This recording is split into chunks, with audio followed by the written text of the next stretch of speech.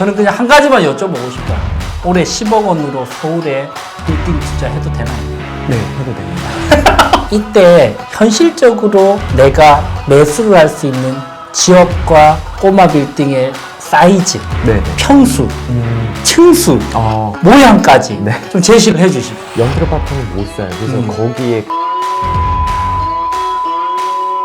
집을 사는 거야.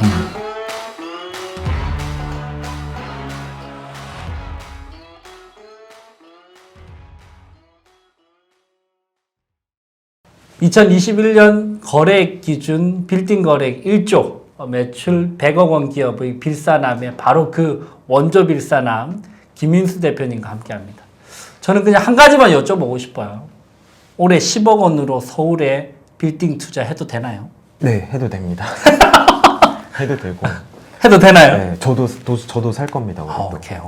네, 그래서 지금 10억 원이면 아파트도 요즘에 서울시에는 좀 사기 쉽지 않거든요. 쉽지 않죠. 네, 근데 빌딩도 물론 이제 매물이 많이 없긴 하지만 그래서 저는 지금 빌딩 투자하기에 되게 좋다. 네, 작년에도 좋았는데 올해도 여전히 좋다. 네 여전히 좋습니다. 오케이. 이유를 물어봐야 되겠죠.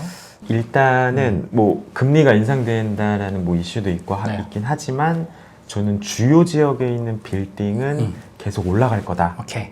생각을 합니다. 오케이. 왜냐하면 이게 어찌됐든 수요와 공급에 따라서 이뤄지는 건데 네. 지금 수요가 너무 많아요. 서울시 내에서도 뭐 예를 들면 뭐 강남, 뭐 서초, 송파도 포함되고 그다음에 지금 여기 있는 홍대. 작년에 홍대가 좀 거래가 많았어요. 오케이. 홍대라 하면 서교동이랑 뭐 연남동, 동교동, 뭐 망원동, 마포 뭐 일대의 마포 핫한 곳들. 그렇죠. 이쪽 일대나 아니면 용산구에 특히 많이 되는 한남동. 오케이. 그다음에 성수동 1가, 2가도 많이 되고요. 우리가 생각하는 그 핫한 지역들은 뜨거웠다. 맞아요. 네. 그리고 올해도 수요는 넘쳐난다. 넘쳐납니다. 그러면 수요가 많아지면 네. 공급은 똑같다. 네, 그렇죠. 그죠? 땅이기 때문에. 네, 땅을 어떻게 늘릴 수 없잖아요. 그러면 가격은 더 높아질 것이다. 네, 맞습니다. 어떤가요? 이 10억 원이라는 돈으로 빌딩을 투자를 한 예가 있나요, 최근에? 대표님은 뭐 여러 가지 굉장히 많은 클라이언트들이 있으시잖아요. 네네. 그 다음에 작년에만 1조 원의 빌딩을 팔았는데 내가 그렇게 막 50억이 가진 것도 아니고 진짜 영혼까지 끌어모으면 한 10억 원 정도 현금이 있다. 네. 어떤 방식으로 투자할 수 있나요? 일단 10억 원으로 산다 그러면 빌딩의 좀 가장 큰 장점은 레버리지가 됩니다. 그러니까 오케이. 대출이 돼요. 오케이. 그러니까 주택은 15억 초과하면 대출이 아예 안 나오는데 빌딩은 대출이 나오거든요. 그래서 만약에 개인으로 산다 그러면 뭐 RTI 적용을 받긴 하지만 그래도 뭐 20억, 30억짜리 살 수 있고 오케이. 그리고 이제 법인 같은 경우에는 뭐 30억, 40억 많게는 50억짜리도 살 수 있거든요. 오케이. 최대 한 80%까지. 네, 최대 80%까지. 50억짜리면 본인 에셋이 한 10억 정도면 된다. 네네. 맞습니다. 그래서 저도 여기 인근에 있는 건물을 작년에 샀었는데 한 60억 원대였는데 한 10억 정도를 샀거든요. 네. 이게 뭐 사람들은 궁금해할 것 같아요. 대표님이야 워낙 큰 기업을 지금 이끌고 계시지만 네. 본인은 그냥 대기업 다니면서 네. 정말 열심히 모아서 10억을 모았는데 네네. 이런 나 같은 사람에게도 그런 융자, 네. 혜택이 주어지나? 나도 그렇게 진짜 대출을 받을 수 있나? 궁금해 하실 것 같아요. 네. 이 대출이라는 것도 사실 특권이잖아요. 네네. 자본금을 융통시킬 수 있는 가능한가요? 네, 가능합니다. 가능한가요? 네, 충분히 가능하고 오히려 직장인분들이 대출 더 잘해줘요. 고정적으로 들어오는 게 있으니까. 네, 그리고 대출을 여러분들이 안 알아봐서 그런 거지. 네. 막상 알아보고 그리고 방법들이 다 있어요.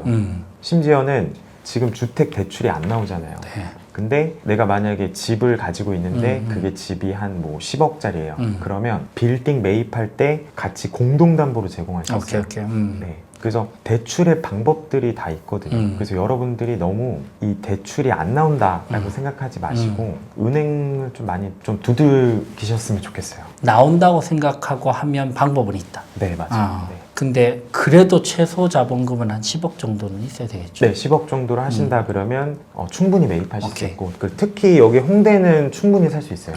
건물을 거래하거나 매매를 좀 준비하고 있다면 어떤 부분들을 좀 유의 깊게 좀 주시를 하면서 준비를 해야 될까요? 일단 저는 첫 번째를 항상 말씀드리는 게 황금성이라고 봐요. 오케이. 그러니까 잘 팔리는데. 그러니까 제가 아까 말씀드린 그런 지역들 그리고 구별로도 나눠지긴 했지만 동별로도 거래량이 많이 차이 오케이. 나거든요. 그래서 뭐 예를 들어서 강남구 거래가 많다. 근데 동별로도 거래량이 많아요. 차이가 많이 나요. 그래서 어떤 동이 잘 팔리는지 일단 체크해보고 네네. 그리고 가격이 좀 나간다 하더라도 그쪽 인근의 건물을 사셔야 돼요. 예를 들어서 내가 거래량이 많은 지역. 그쵸. 그러니까 그 지역이 매수자가 많은 곳이고 매수자가 많은 곳이 가격이 오르는 곳이고 그 데이터는 어떻게 확인할 수 있죠? 저희 빌사남 뭐 사이트에 오셔도 되고 아니면 국토교통부 뭐 실거래가 이런 데 많이 나와 있긴 하는데 거기서 이제 저희가 좀 정리해 놓은 데이터가 있거든요. 그게 빌사남에 있나요? 네, 사이트에. 있습니다. 오케이, 네. 오케이. 앱으로도 있고. 네, 앱으로도 오케이, 있고 오케이. 이 책에도 있습니다. 그래서 오케이. 한번 참고해서 음. 보시면 좋을 것 같아요. 그래서 일단 제일 중요한 게 황금성이에요. 그러니까 음. 언제든지 시장에 내놨을 때 팔릴 수 만한 있는 거. 그렇죠. 네. 정말 싸다고 해서 아무도 거래 안 하는 곳으로 들어가면 네. 잘못하면 영원히 들어가 있을 수도 있다는 거. 이제 영원히 들어가고 안 팔립니다. 그리고 심지어 원금을 까먹는 경우도 많거든요. 서울에서도 그럴 수도 있나요? 네, 충분히 충분히 그럴 수 있고. 물렸다고 하죠. 맞아요. 그 물리는 건 거죠. 비상장 주식에 물린 거예요. 물리는 건 거죠. 이게 나는 자산을 평가를 하고 있지만 실질적으로 아무도 그걸 살 사람이 없는. 그렇죠. 사실은 휴지 조각인 건 거죠. 네, 맞아요. 그래서 저는 좀 안전한데 그러니까 잘 팔리는 곳에 좀 투자하는 걸 권해드리고 싶고 오케이. 그리고 건물 이 데이터를 한번 보시면은 건물이 다 20년 이상 된 건물들이 많아요. 오케이. 그러니까 그게 70% 이상이에요. 작년 같은 경우에도. 그래서 여러분들이 건물 사신다 그러면 다 노후화된 건물들밖에 없어요. 다 20년 이상 된. 그리고 수익이 안 나와요. 당연히 수익이 안 나오죠. 오케이. 그래서 여러분들이 건물 투자하실 때 일단 다 노후화된 건물이고 내가 이걸 뭔가 디벨롭 하겠다라는 생각으로 접근을 하셔야 됩니다. 오케이. 이게 뭐 2, 30억짜리 건물을 사면서 네. 삐까번쩍하고 위치 좋고 이런 걸 생각하기는 현실적으로 네, 힘들다는 거죠. 현실적으로 어렵고 다 빨간 벽돌에 쓰러져가는 건물이라고 생각을 하셔야 돼요. 잘합니다. 네. 처음에 그거에 대한 현타가 많이 와요. 네. 근데 그거를 좀 깨셔야지 네, 빌딩 투자를 하실 수 있습니다. 알겠습니다. 저는 조금 더 구체적으로 대표님께 한번 여쭤보고 싶어요. 네. 내가 정말 뭐 대출이든 뭐든 다 끌어서 아내와 함께 아니면 배우자와 함께 10억을 딱 마련을 할 수 있는 상황이에요. 네네. 이때 현실적으로 내가 매수를 할 수 있는 지역과 꼬마 빌딩의 사이즈, 네네. 평수, 층수, 모양까지 네. 좀 제시를 해 주십시오. 이런 거 진짜 이렇게 요 정도는 살 수 있다. 그러니까 막연하게 하실 수 있습니다. 맞아요, 뭐 맞아요. 30억에서 50억 이러면 사실 안 와닿아요. 맞아요. 그래서 진짜로 어떤 건물이 어디에 위치한 어느 정도 사이즈의 코너인지 아닌지 그 다음에 어떤 외관인지 요거를 좀 한번 가상의 매물을 한번 좀 말씀을 해주시면 네. 확 와닿을 것 같아요. 알겠습니다. 일단 나한테 지금 10억이 있다. 이거 있다. 개인으로 살 건지 법인으로 살 건지 일단 체크를 하고 오케이. 그거에 따라서 대출 금액도 달라지고 오케이. 사이즈도 좀 달라지긴 해요. 저는 지금 뭐 할래? 그럼 법인이에요. 법인은 사실 설립은 마음만 먹으면 얼마든지 할 수 맞아요. 있잖아요. 그죠? 여러분들 500만 원, 100만 원으로도 자본금으로도 법인 설립 이틀이면 됩니다. 그죠? 그죠. 네, 그래서 마음 먹으면 특히 이제 집이 있는 분들은 법인이 훨씬 유리하겠죠. 네네. 그죠? 그래서 가족법이 만들어서 보통 매입을 많이 하시고 그리고 좀 오해하시는 것 중에 하나가 임대료 받으면 그게 다 수입이라고 생각을 하시는데 임대료가 합산가세 돼요, 개인은. 그렇죠. 그래서 제가 만약에 38% 구간이면 합산가세 돼가지고 세금 내다 끝나거든요. 뭐 종부세까지 뭐 엄청나죠. 그렇죠. 그리고 나중에 팔 때도 최고 세율이 45%예요. 49.5%예요. 지방소득세까지 합치면. 근데 보통 22%거든요. 법인은? 네, 법인은 22%. 네, 법인은 22%. 오케이. 그래서 개인으로 살 건지 법인으로 살 건지 일단 정하시고 오케이. 그리고 저는 서울시에 너 어디 살래? 배산함 어디 살래? 하면 전 요 일대 살 것 같아요. 요 일대라고 하시면 홍대 인근. 홍대 인근. 홍대 인근 뭐 마포 인근. 맞아요. 마포 저는 인근. 연남동 되게 좋아하고 오케이. 제가 또 여기 살았거든요. 요 근처에 살았어요. 그래서 맨날 여기 걸어 다녔거든요. 그리고 이제 실제로 여기도 거래도 많이 되고 해가지고 되게 작은 사이즈의 건물들이 많고. 오케이. 그러면 마포의 홍대 인근에 네. 홍대 범홍대라고 하면 뭐 서교동, 네, 서교동, 연남동, 동교동, 그다음에 합정동, 그다음 망원동까지. 근데 여기가 만만한 곳들은 아닌데 맞아요. 이게 막 싼 지역은 아니잖아요. 네네. 근데 찾아보시면 있어요. 오케이. 그러면 10억 원으로 살 수 있는 찾아보면 있을 만한 사이즈가 어떤 사이즈인가요? 일단은 크지 않아요. 크지 않고 몇 평?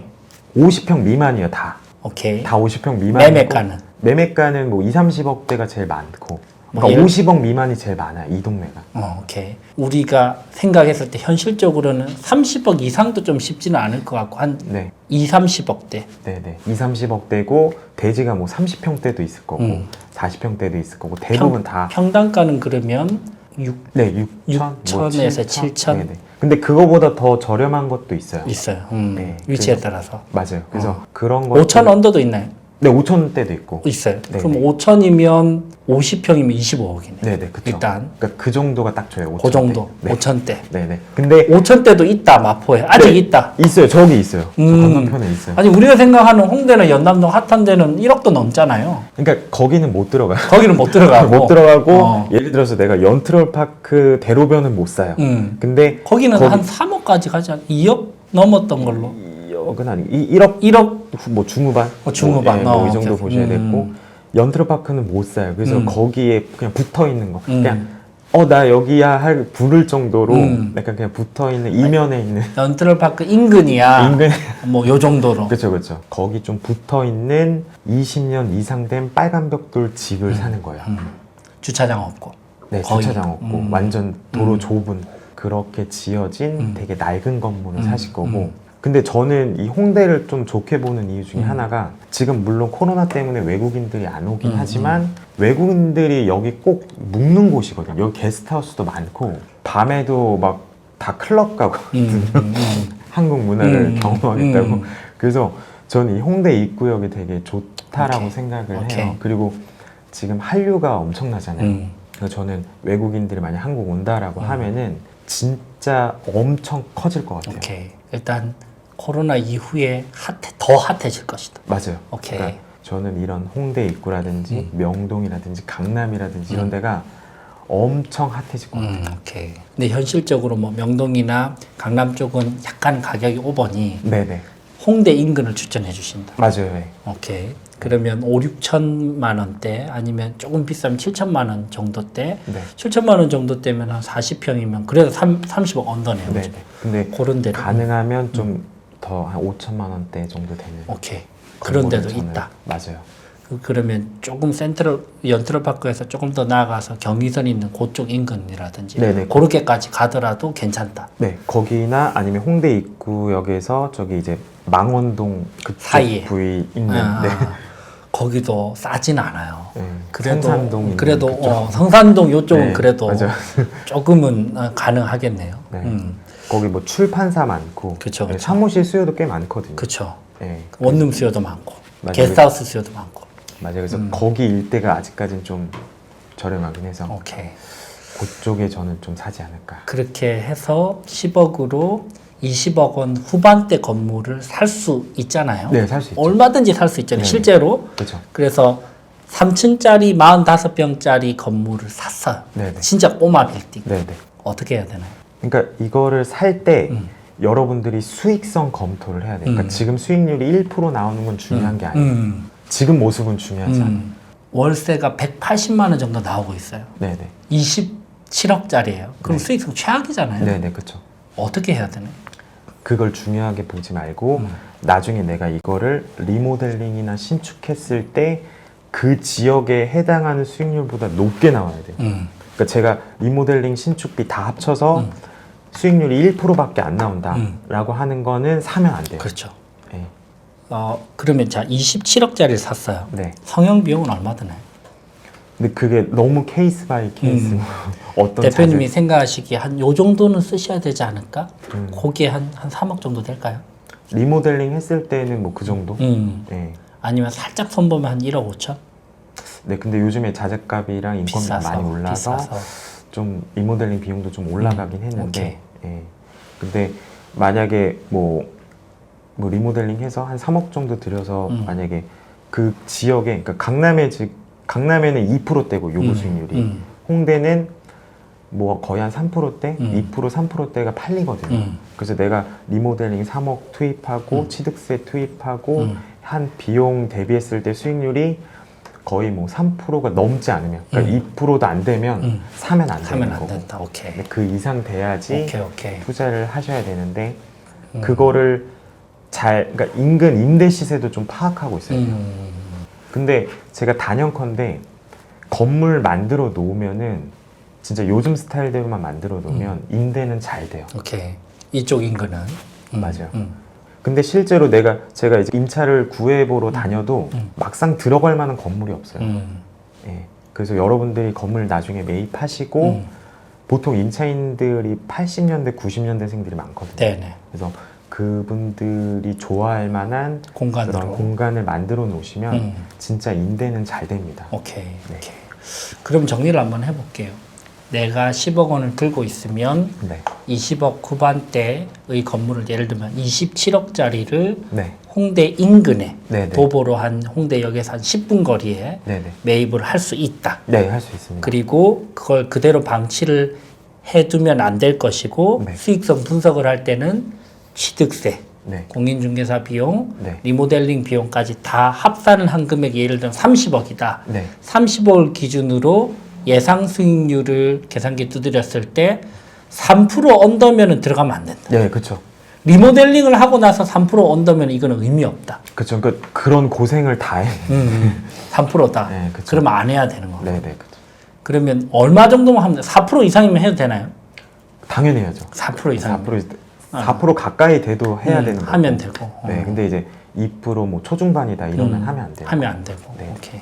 그래서 모든 비용을 다 매입과 리모델링과 취득세 다 포함해서 계산을 해봤을 때 예상 수익률이 3.5% 이상 가야 되겠네요. 네, 그렇죠. 네, 그 정도 나와야지. 그렇게 나왔을 때는 우리가 진행을 할 수 있다. 네, 네. 그리고 그럼 핵심적으로는 결국 성형 이후의 수익률을 잘 계산을 해야 되겠네요. 그렇죠. 그거를 계산할 줄 알고 좀 생각이 있어야지 이런 숨은 보석들을 찾을 수 있어요. 그러네요. 네. 안 그러면 그냥 무턱대고 샀다가는 엄청난 금융세, 이자 폭탄만 맞고 네, 네. 허덕허덕거리다가 제대로 재미도 못 보고 팔 수가 있겠네요. 네, 네, 그렇죠. 건물 가격도 안 오를 것이고. 네, 네. 그런 부분에 대한 어떤 조언은 어디에서 구할 수 있나요? 그러니까 여러분들이 대부분 다 현재 모습만 보고 사요. 음. 현재 수익률 몇 프로야.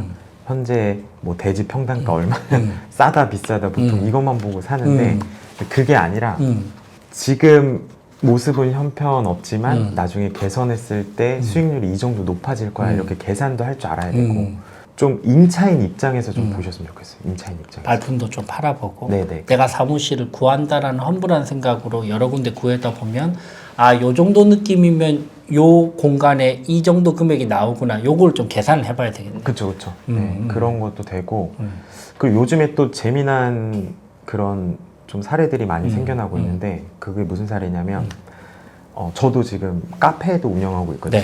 네. 저기 여대 앞에서 카페도 운영하는데 거기도 임대를 준 게 아니라 그냥 그 장사 잘하는 분들 되게 많아요.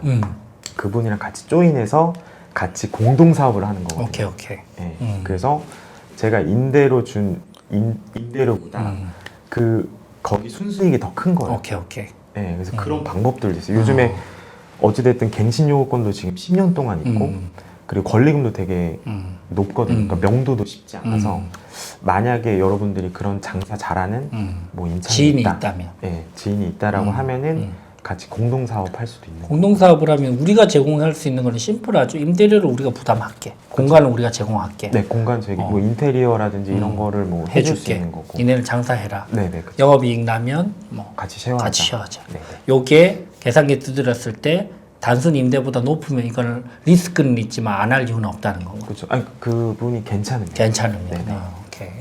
그런 방법들을 조금은 고민을 먼저 해야만. 네. 그러니까 아무 대책 없이 10억 있다고 해서 살 수 있는 거 샀다가는 오히려 피볼 수도 있겠네. 맞아요. 그러니까 그런 경우도 저도 많이. 그러니까 언론에서도 계속 연예인 뭐 성공했다, 뭐 투자 성공했다 이렇게 기사가 많이 나오는데.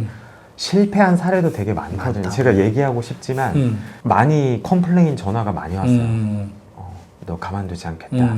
너 준비해라 막 이러면서 그래서 제가 누군지는 언급 안 하겠지만 실패 사례도 많거든요. 그래서 여러분들 너무 그 생각보다 이게 일반 상가나 아파트도 많이 분석을 해야 되지만 빌딩은 어떻게 보면 최종판이에요.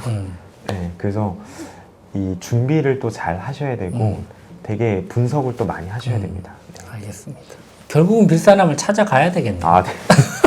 저희 유튜브 많이 참고하시면 알겠습니다. 여러분들 관심 많을 주제인 것 같아요. 내가 네. 10억 원이 있으면 서울에 어디에 투자할 것인지 이 부분에 대해서 김윤수 대표님이 아주 구체적인 네. 어떤 모델 그 다음에 매입 이후의 전략까지 좀 정리를 해주신 것 같습니다. 김윤수 대표님 네. 감사드리고 네. 오늘 방송 여기까지 하겠습니다. 감사합니다. 감사합니다.